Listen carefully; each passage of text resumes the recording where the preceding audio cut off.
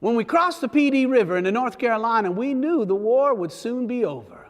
We marked the crossing with a bit of ceremony. The officers raised a toast, and I played a little tune on the fiddle for them. There was not much of a Confederate army left to oppose us as we marched across North Carolina. We were harassed by a few renegades who would kill the men we sent out to forage for food. But one soldier remarked it had been 27 days since we had heard enemy fire.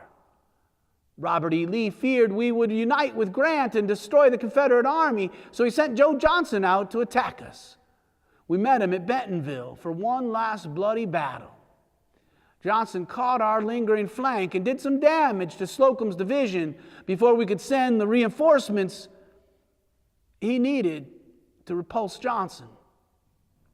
We lost 1,500 men, but we claimed more than 2,600 rebel casualties in their defeat.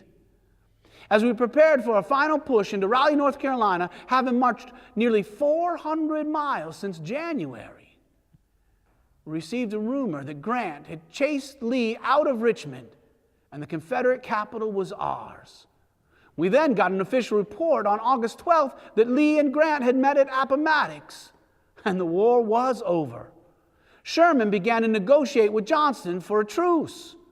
And then, while the men were in a jovial mood, a messenger came into my tent with a notice.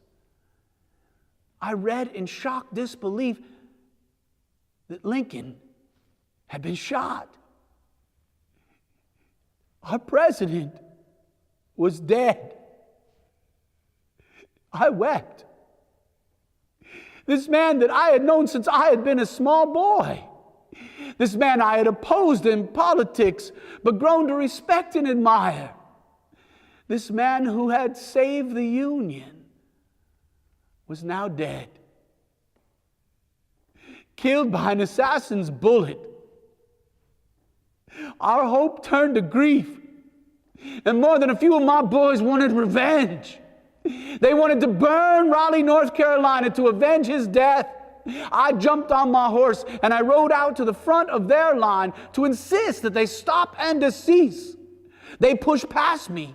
I once again rode to the front of their line and ordered them to stop.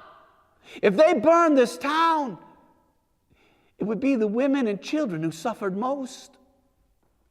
They would burn Raleigh over my dead body.